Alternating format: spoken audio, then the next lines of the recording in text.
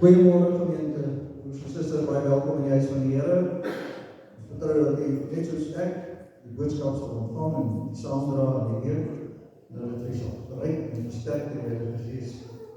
Baie welkom vanoggend aan alle besoekers wat hier by ons aan die kerk van gebou mag wees. Ons glo dit sal vir julle ook net so verrykkend wees. Ons vra voorbinding vir die volgende lidmaat asseblief. Suster Mabel Skols, die Suster Rina baie sleg van met die kanker, sy is nie gesond nie. Suster Leon Wegenaar, wat sukkel met 'n bloedsiekte. Suster Helena van Sail, die Suster Gerda in die week oorlede is, ons het egter nog nie begrafnisreëlings ontvang nie. Suster Elbie Potgieter, wat self sukkel met kanker. Suster Lorraine de Tooy, wat die Alice van Here by die huis ontvang. Suster Rika Strauss, wat thuis aansterk na operasie. Broer Martin Bloem, wat siek is aan die kanker. En broer Emil Strydom, die se Paarkali in die verlede Sondag oorlede is. Sy word op Vrydag om 11 uur in die hervormde kerk voor die redding begrawe, vir die woord belangstel. Dan verjaarsdag, ons het vandag die 12de broer Emil Strydom, die 14de broer Dani Lombard, die 14de broer Willie van Sail, op die 16de Suster Madeleine van Sail, die 17de broer Piet Bam, en op die 17de broer Lidmaat Annie Pretorius, op die 18de broer Frank Voigt. Ons het allemaal baie geluk. Ons glo hulle sal een heerlijke ouderdomsdag in die week wat voorlê. Dan wil ons ook geluk sê aan broer Agnes vir die stukke preer wat oupa en ouma geword het. Baie geluk en spoedig mense sal vir julle baie vrede bring. Broers en susters, my moeilik om mense geluk te wens met so iets, want ek weet nie altyd wie het allemaal oupa en ouma geword nie. So as daar iemand is wat oupa en ouma geword het, dan weet maar van ons nie skaam wees nie, dan kan ons julle ook geluk sê. Dit is toch lekker.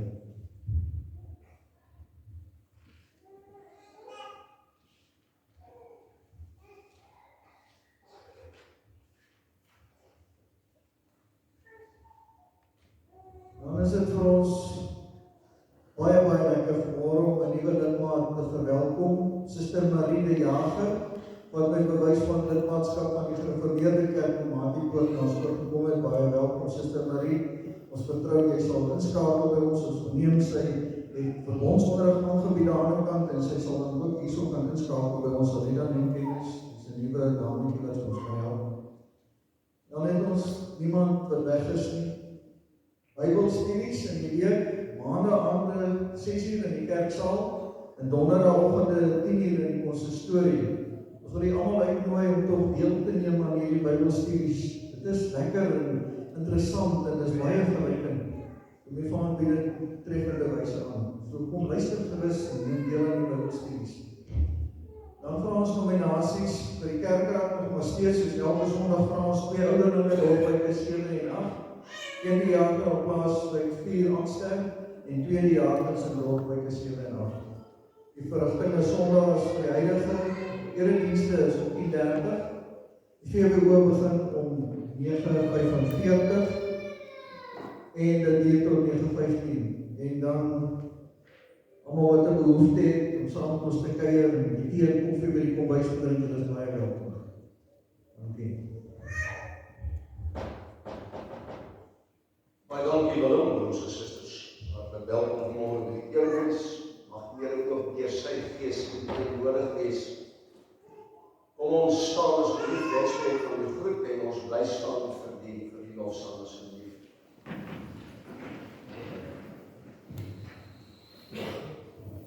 Nie aan ons nie, o Here, nie aan ons nie, maar aan U kom toe al die eer en die heerlikheid van nou af tot in ewigheid. Amen. Broers en susters, ons lofsang is Psalm 33, die eerste en die tweede vers. Psalm 33, vers 1 en 2.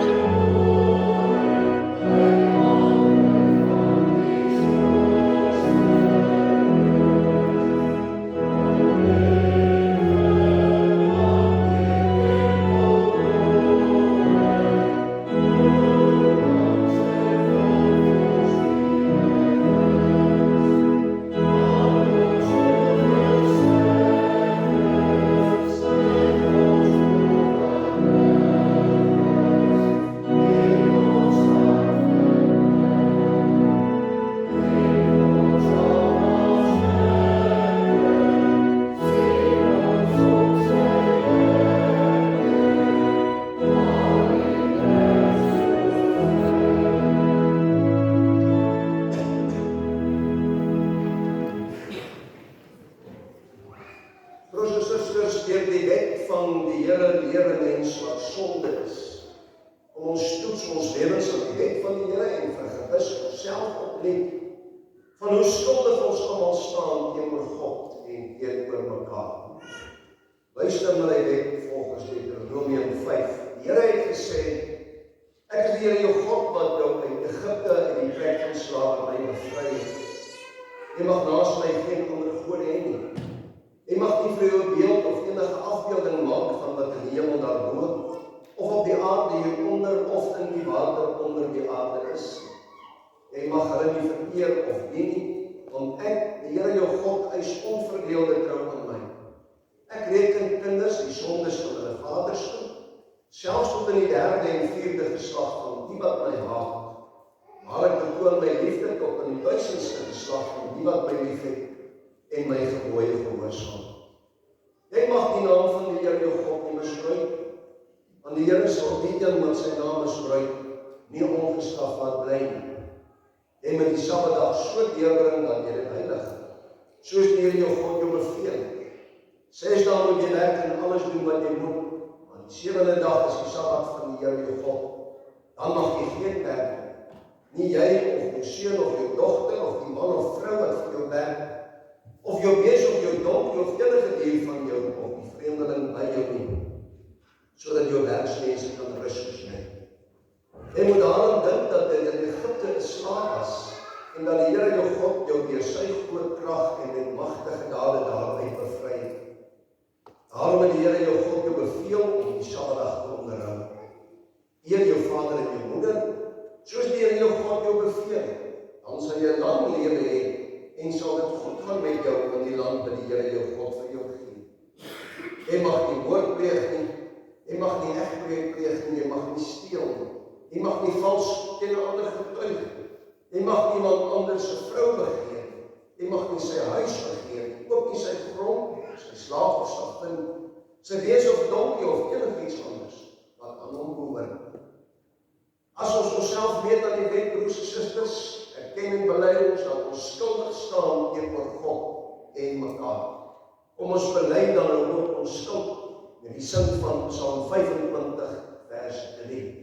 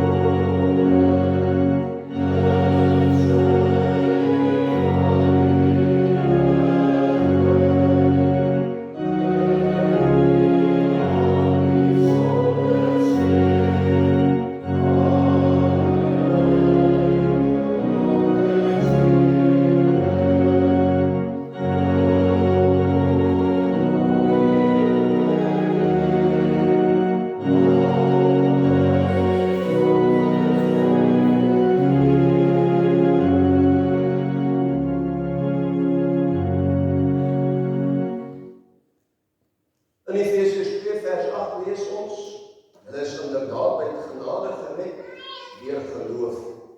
Hierdie redding kom nie uit julleself nie, dit is 'n gawe van God. Kom ons bely dan saam met die kerk van al die eeue, elkeen van ons geloof in die hart soos volg. Ek glo in God, die Vader, die Almagtige, die Skepper van die hemel en die aarde, en in Jesus Christus, sy eniggebore Seun, ons Here, wat ontvang is van die Heilige Gees, gebore is uit die Maagd Maria, wat gelei het onder Pontius Pilatus, gekruisig is, gesterf het en begrawe is, en neergedaal het aan die hel, wat op die 3de dag weer opgestaan het uit die dode, wat opgevaar het na die hemel en sit aan die regterkant van God, die Almagtige Vader, van waar hy sal kom om te oordeel, die wat nog lewe en die wat reeds gesterf het. Ek glo in die Heilige Gees, ek glo aan 'n heilige algemene Christelike kerk, die gemeenskap van die heiliges, die vergifnis van sondes, die opstanding van die vlees en die ewige lewe. Amen. Nadat ons geloof so bely het, kom ons bely dan ook saam ons geloof met die sing van Psalm 84 vers 11.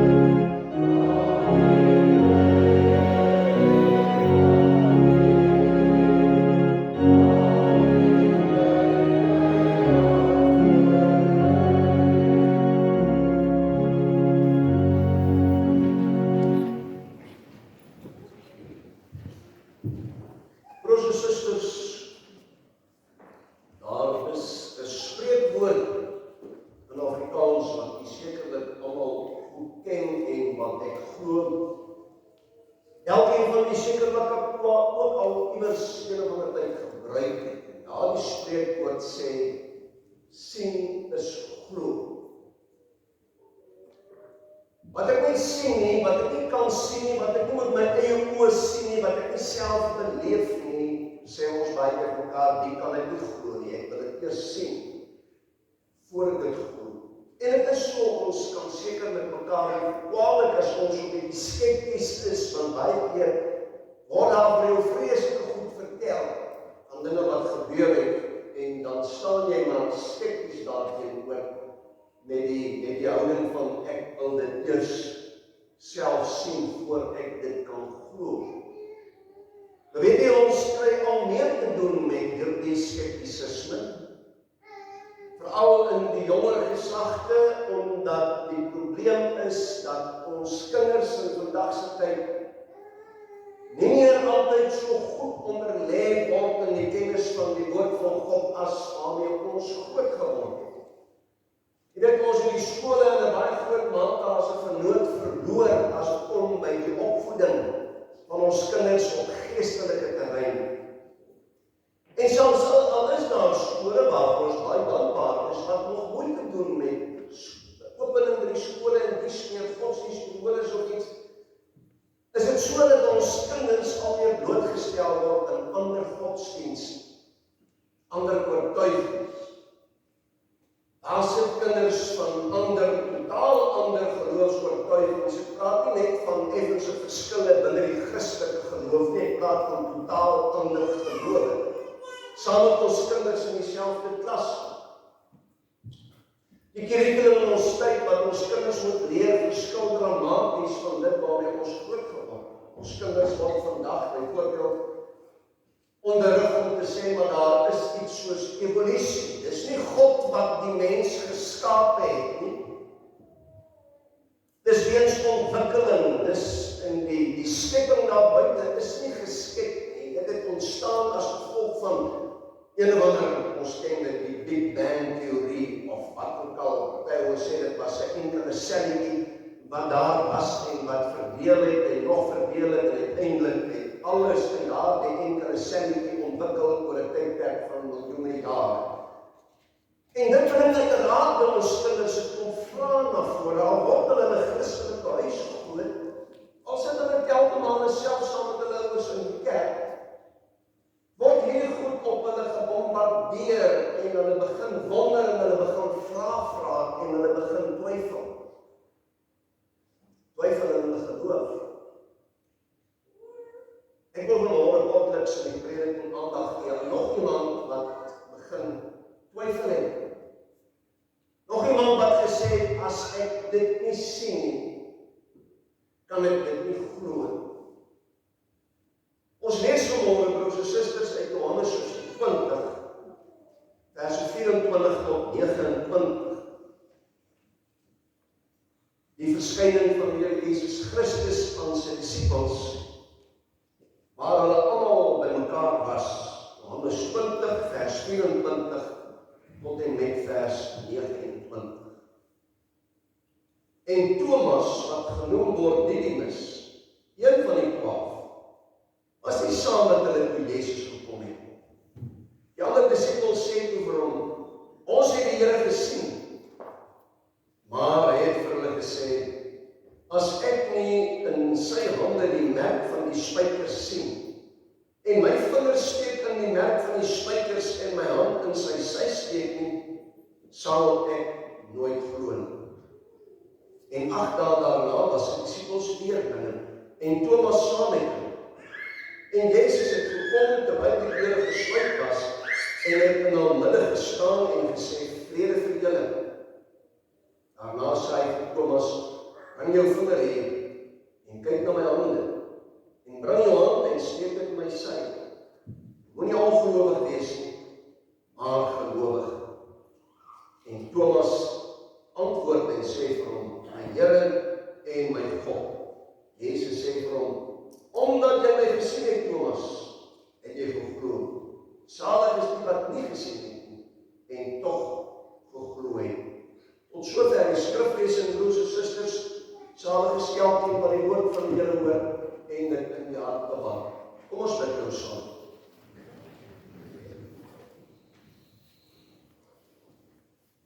Ons Vader wat in die hemel is, Here, aan U kom toe al die eer en die heerlikheid en die aanbidding. U is die skepper en die onderhouer.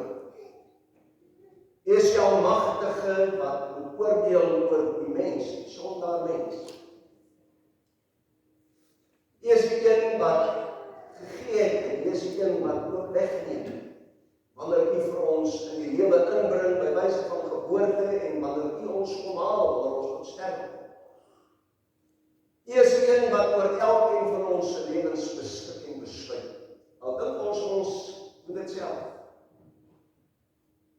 U is die een, Here, wat uiteindelik ons bring daar waar ons moet wees. Daar waar U ons wil hê. Daarom bring ons môre aan U die eer, Here, en die heerlikheid. Omdat ons besef ons lewens is in U hande. Ons bid en vra dat Here lei ons en rig ons op daardie paaie wat U weet vir ons die beste is. Wat U vir elkeen van ons wil hê. Ons dank U vir die voorreg om vanmôre hier by mekaar te kan wees, Here, rondom U woord. U woord wat vir ons 'n lig is op ons lewenspad. In hierdie wêreld, Here, voel dit telkens vir ons of alles donker is. Of die toekoms donker is. Daarom dank ons U vir U woord, Here, wat vir ons soos 'n lig skyn. Wat ons wys die pad wat ons moet loop, wat ons wys na die pad na die ewige lewe. Ons dank U vir die voorreg om hierdie besondere dag saam te kan wees. Soos die woorde noem, die dag van die Here. Die dag wat U vir ons op sy gesit het, Here, daardie dag dat die Seun Jesus Christus uit die dood opgestaan het vir ons die dood oorwin het. Dat ons die voorreg het, Here, om hier stil te raak rondom U woord. Stil te raak van die dinge van die lewe en die wêreld daar buite. Die dinge waarmee ons so besig is, dinge wat ons jaag, Here. Ons dank U daarom dat ons kan rustig raak vanmôre en na U woord kon luister. Ons bid en vra, Here, wil U dan weer U Gees in ons harte werk, sodat ons hierdie woord nie net hoor nie, maar ook sal inneem en daarvolgens sal leef. Ons bid vir die kerk reg oor die wêreld heen, wat hierdie dag, Here, die woord verkondig, maar die kerk ook onder druk verkeer, Here, om al meer en meer te sê wat die mense wil hoor, om die mens ter wille te wees. Weet tog dat ons in die waarheid sal vasstaan, Here, omdat ons al die eer en die heerlikheid aan U wil laat toekom, omdat ons wil in gehoorsaamheid aan U woord gee. Sien die verkondiging van die woord, ons lewe word gebring, deur gewone nie 'n sondaar mens, maar gebruik daar die woord, Here, tot U eer en verheerliking, tot uitbreiding van U koninkryk. Maak dit nou stil in ons hart, o Vader, deur die werking van U Gees. Ons vra dit alles in die naam van Jesus Christus, ons Verlosser. Amen. Ons sing nou saam, broers en susters, Psalm 288, vers 1 en 3. 288, eerste en derde vers. Amen.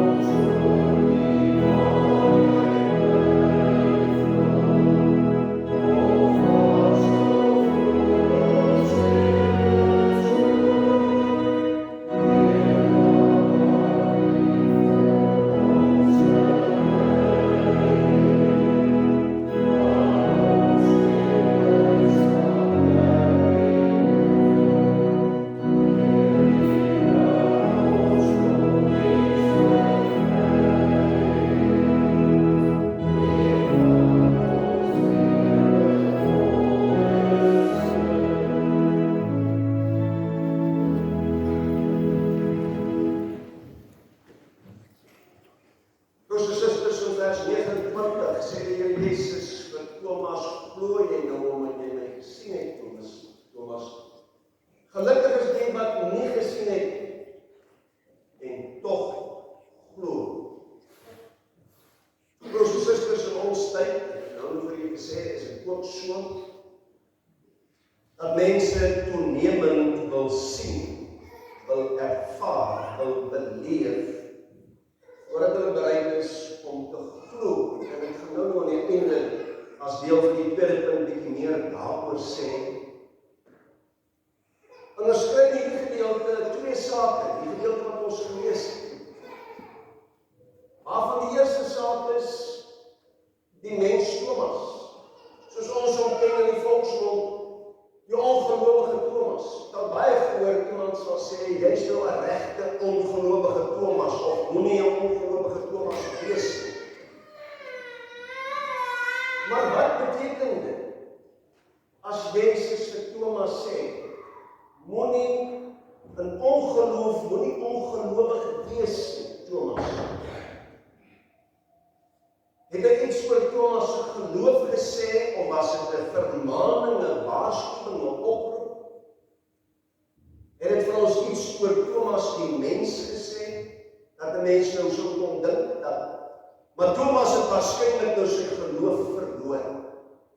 Thomas glo nie meer in die Here Jesus Christus. En tog was Thomas 'n disipel wat einduit die pad saam met Jesus gestap. Alles gehoor wat die ander gehoor het, en alles beleef wat die ander beleef het. Hy het aan die voete van die Here Jesus Christus het hy geleef. En uit die gedeelte wat ons gelees het, is dit duidelik dat Thomas ook nie sy bande met die ander disipels, met hulle as 'n geloofsgroepering verbreek het. Hy was wel die eerste keer wat Jesus aan die disipels verskyn het, was hy nie daar, kon seker nie daar wees. Maar by die tweede geleentheid kort daarna, was hy wel daar. Hy het teruggegaan na sy medebroers in die geloof, na sy mededisipels toe, om opnuut sy gemeenskap met hulle te hervat.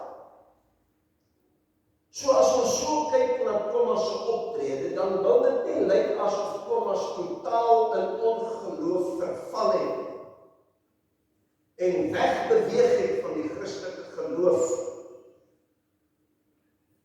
Maar Thomas was skepties. Thomas wou sien. Hy wou nie net hoor wat ander sê.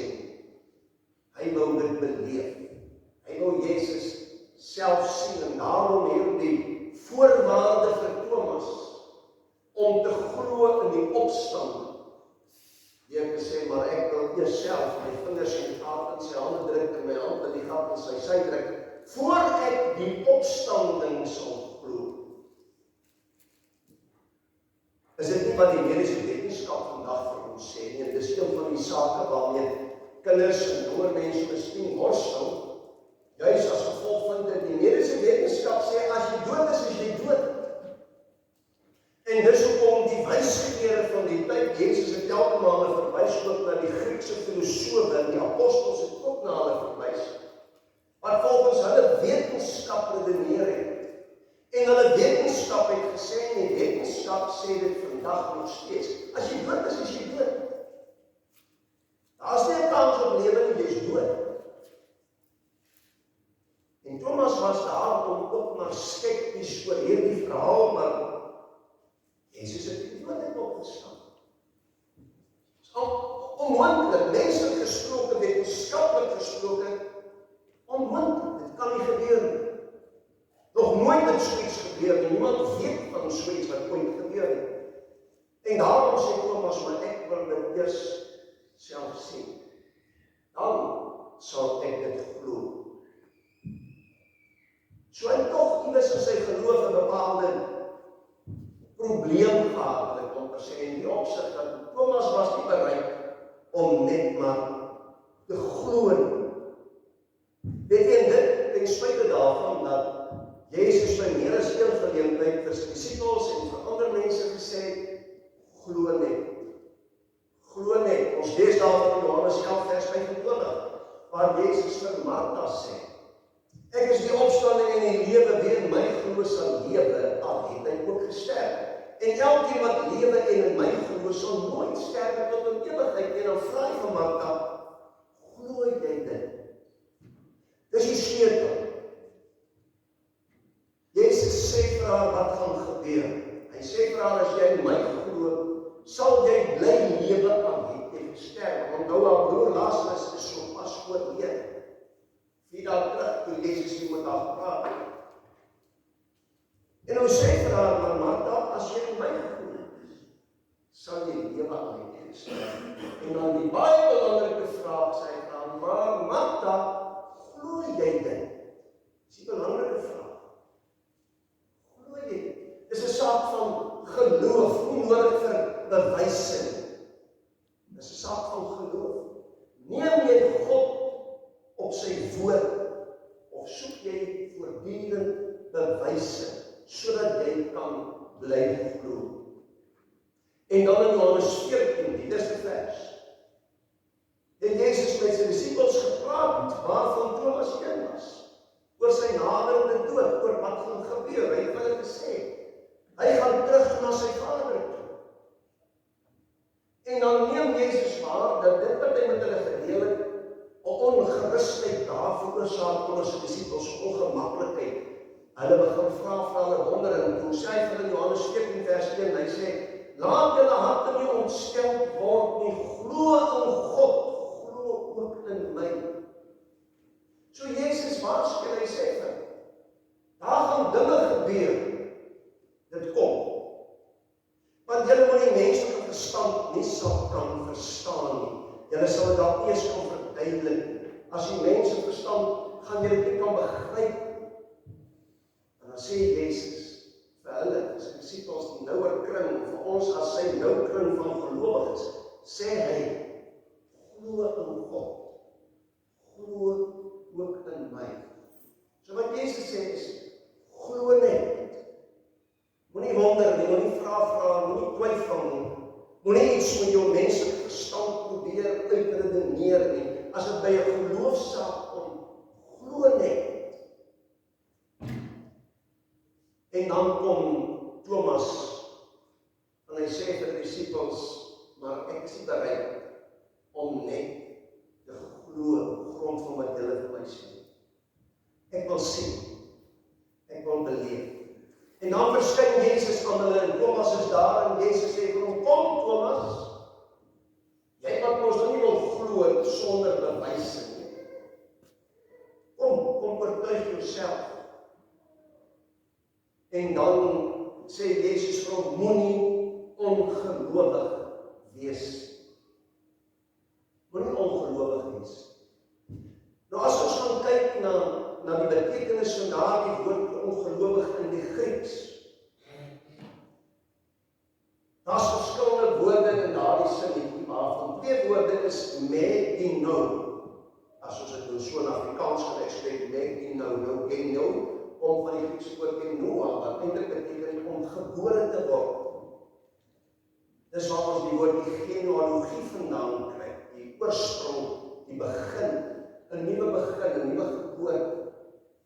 Nou sê Jesus vir hom, as hy praat van ongelowig en dan sê hy, moenie begin twyfel nie.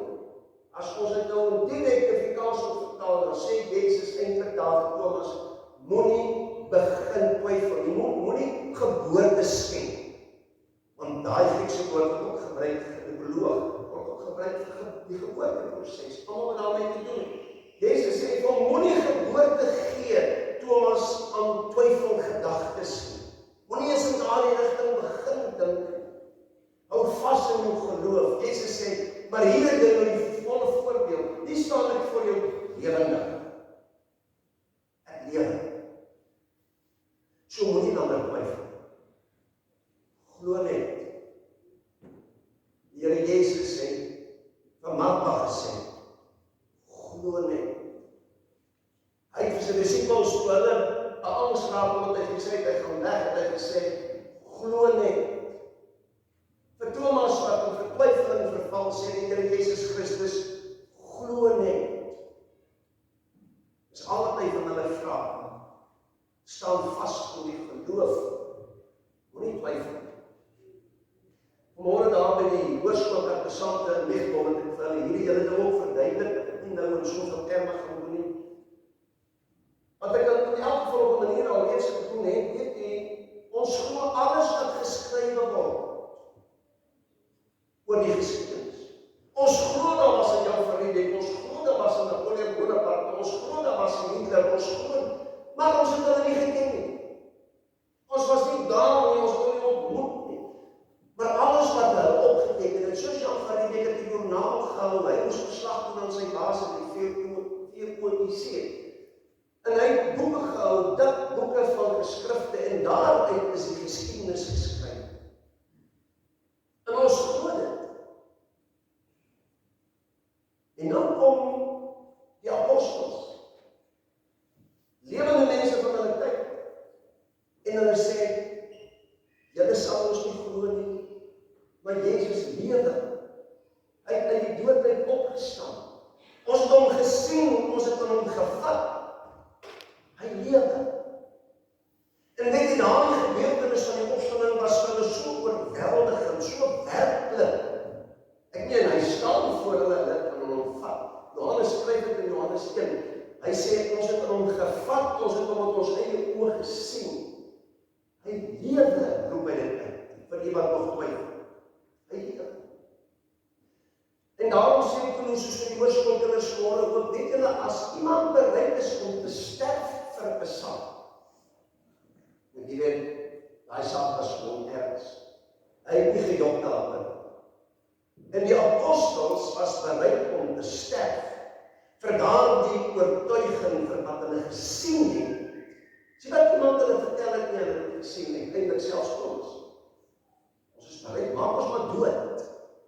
Ons kan nie op oor hierdie Jezus wat in die dood uit opgewek is. Hy lewe.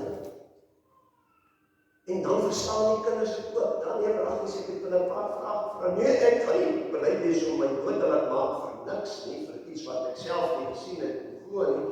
Verseker nie, oom nie. Jezus sê glo nie. En die apostels skryf die hele Bybel onder leiding van die Heilige Gees en opdrag van God oor hierdie Jezus wat uit die dood uit opgestaan. Wat lewe, wat opgevaar het na die hemel. En dan die tweede belangrike saak wat hier na vore kom, is waar die Here Jezus dan vir Thomas sê, gelukkig is jy, salig is jy, ander van die vertaling, Thomas, dat jy gesien het en nou glo. Gelukkig is die wat nie gesien het en tog glo. Hulle is besonder geseën wat nie gesien het en tog glo. Weet jy, dit is 'n oproep wat die Here Jesus tot ons rig. 'n Oproep om te glo, ook in ons tyd 2000 jaar na die Here Jesus Christus het die dood uit opgestaan. Wat ons opgeroep om eenvoudig net te glo in die almag van God en in die apostels wat hy gekies het om al die dinge vir ons op te teken. Glo net. Maar die moderne mense elke maand, nee, ek wil nie net glo nie. Ek wil sien. Ek wil beleef. Ek wil ervaar sodat ek kan glo. En as ek myself sien, ervaar en beleef nie, kan ek nie glo nie. En weet jy, ons sien dit in ons tyd. Ons sien dit toenemend in ons tyd. Daardie aandrang om te beleef en te ervaar, anders kan ek nie glo nie. Moderne mense se geloof word afhanklik gemaak van sigbare gebeure. Weet jy, moderne mense se geloof word selfs afhanklik gemaak van iets soos musiek. Ek gaan nie vanmôre daarby staan nie, ek het in my lewe in die laaste ruk van ook baie studies gedoen oor die gebruik van musiek binne 'n geloofsopset. En die ouens wat musiek gebruik, weet presies wat ek weet, wat die effek van musiek is, dis hoe hulle dit gebruik. Musiek het 'n ongelooflike uitwerking op die menslike brein, weet jy, net een saak van interessantheid. Geleerde mense sê, daar's net twee mediums wat elke vlak van van jou brein aanspreek. Hoor mooi. As ek jok, is dit hulle wat vir my gejok. 2 mediums wat elke vlak van jou brein aanraak, praat, daar werk. En dis dans en musiek. Verskriklik is dit nie om daaraan te dink. 'n eenvoudige ding soos musiek spreek tot elke deeltjie van jou menslike brein. Dit kan gebruik word om jou op te sleep. Dit kan gebruik word om jou emosioneel aan te spreek en selfs op te spreek, op te sleep. Het jy al gesien ouers wat hierdie lekker wille musiek in die kerk gebruik? Hulle kolekteer gewoonlik die geld aan daai wille musiek speel. Want weet jy wat, jy is meer bereid om te gee. En dis die heilige waarheid. Ek sê weer vir jy, ek gaan nog een tyd as ek kan skryf, ding daaroor skryf. 'n redelike lynige ding, maar ek het al redelik baie navorsing daaroor gedoen die laaste ruk. Juis oor die krag van musiek. Jy word gemotiveer, jy word opgesleep deur die tipe musiek wat jy gebruik. Dis hoekom ander geleerde ouens sê soos kinders leer met hulle 'n rustige barok tipe musiek luister, meer klassiek georiënteerde tipe musiek. Kalm en rustige musiek, maar die musiek het 'n effek op jou brein gehad. En dis wat in kerke gebeur, en die ouens weet dit. Nou word mens verslaaf gemaak aan die effek van die musiek in die erediens. Nadat by die kerk toe gaan, as daar nie lekker musiek is. Hierdie oudtydse liedjies wat ons sing, nee, dis nie lekker. Dit moet lekker musiek wees. Ons wil hande klap om voete stamp, ons wil meer leef. En ek vir sê, selfs die AI deesdae, soos hulle sê, artificial intelligence gaan vir die antwoorde gee op hierdie saak. Selfs daar die dooie rekenaar gaan vir kan sê, dis verslawing. Dis verslawing.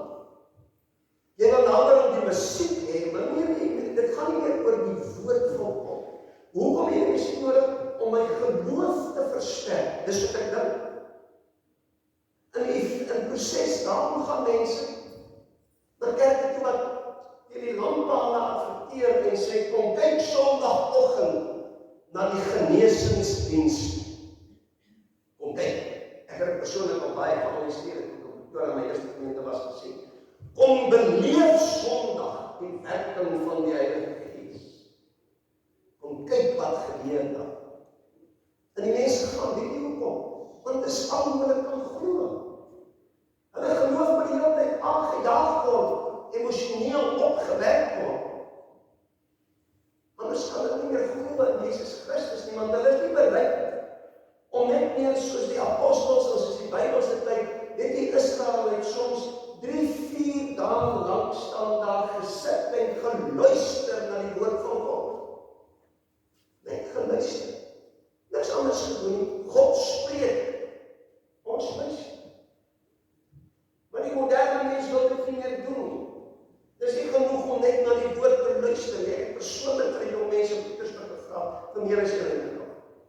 Dan kom dan daai geval. Maar as ons nou die orkes en die musiek in die kerk uithaal, ga jy dan nog kerk toe gaan, toe sê die persoon in al eerlikheid nee. Dan gaan ek na kerk toe, waar daar nog is. Hoekom gaan jy kerk? Van die musiek of vir God?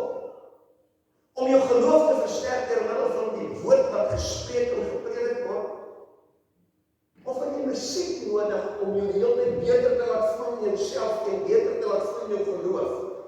Jezus sê nee, hy sê vir Thomas, gelukkig is die wat nie sien nie, maar toch glo op grond van die woord van God. Op die woord alleen, op niks anders nie. Ek het as opregte gelowige niks anders nodig om my tot geloof te bring en my in die geloof vasthou en my in die geloof standvastig te hou as die woord van God, hier die Bybelboek. Dis wat ons nodig het. En daarmee saam bid ons vir die werking van die Gees wanneer ons hierdie Bybel van die Here in die hand neem en lei. En daar volgens deel.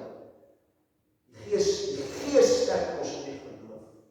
Wanneer ons die woord van die lees. Sê dit leer die woord ons. Moderne mense het 'n gaping gesien in Thomas wat gesê, ek glo nie as ek nie gesien het.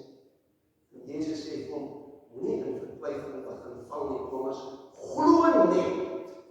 Sal glo net. Dat die wêreld lag, dat die wêreld spot, dat die wêreld sê Jesus het nie die dood uit opgestaan nie. Ons weet dit. En die Bybel sê, glo dit en jou hele hart.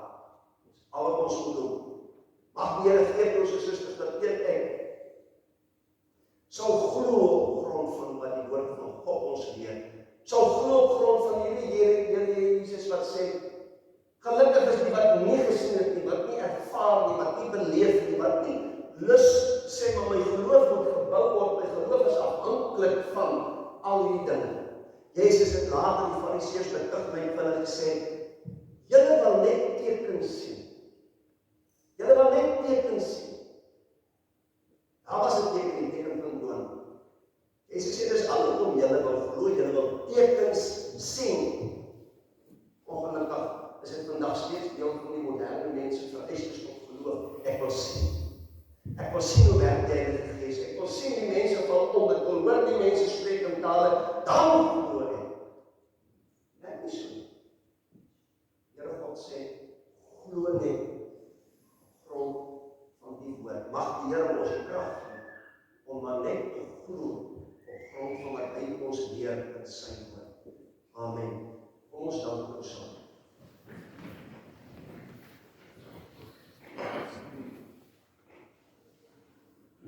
Hemelse God en Hemelse Vader, Here, baie dankie dat U vir ons die vermoë en die voorreg van geloof gee. Dat ons glo, o Here, is 'n gawe uit U hand, niks wat ons gedoen het om geloof te verwerf. Dis deur U Gees en U woord dat ons kan glo. Dat U daardie saadjie van geloof in ons laat groei. Gee, Here, dat ons sal glo ten koste van wat, ten spyte van wat.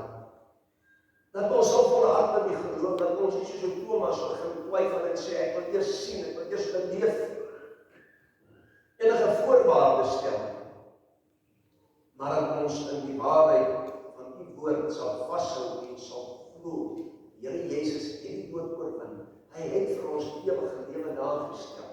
Ons is op pad daarheen deur die genade van God. Here, lei ons dan op hierdie pad, deur die werking van die Gees. Werk elke dag in ons hart op, o Here, sodat ons sal vasstaan in ons geloof en dat ons nie ook in vertwyfeling sal val en allerlei voorwaardes stel. Help ons, Here, en dra ons in hierdie moeilike tyd, waarin ons geloof beproef en getoets word. Ons bid vir die kerk, ons bid vir hierdie gemeente in die besonderheid. Dat die gemeente van nabij sal wees, dat U op die tyd, die herder en leraar van die gemeente sal gee, soos U dit wil hê. Ons dra die kerkraad aan die trouwe sorg op, aan die besluit moet neem namens die gemeente. Ons dra die gemeente aan U op, wat die kerkraad daarom moet ondersteun, sodat ons as 'n geloofsgemeenskap in eenheid dan ook kan optree, as liggaam van Christus hier op aarde. Ons bid vir almal met U nodigheid, Here. Wat siek is, dalk bekommerd is, broerloos is, hartseer is, wat ook al die probleme mag wees, gee uitkoms, Here. Verhoor ons gebede volgens wat U weet die beste vir ons is. Want ja, Here, soms sê U vir ons nee, omdat U beter weet. Gee dat ons dan in geloof ook sal aanvaar en onsself sal onderwerp aan U wil en U woord. Ons dank vir al die seëninge wat ons op U hand ontvang, Here. Vir die reën wat ons gekry. Ons bid nou ook, o Vader, dat U elke dag met elkeen van ons sal wees. Waar ons lewe, waar ons werk, waar ons besig is. Ons bid vir die gesaaides op die lande, waar die boeregemeenskap gaan stroop, Here. Gee tog dat ook daar die vreugde wat daaruit voortspruit, Here, tot U eer en verheerliking sal strek. Want U is die een wat vir ons elke dag sorg. Ons bid en vra, Here, dat U ons sal wees in hierdie week wat voor lê. Hou U hand van beskerming op ons uitgestrek. As dit U wil ons bring ons volgende Sondag weer hier mekaar. Vergeef ons menigvuldige sondes, ons vra dit in die naam van Jesus Christus ons verlos. Amen. Ons gee nog geleentheid, broers en susters, vir die insameling van die offers asseblief.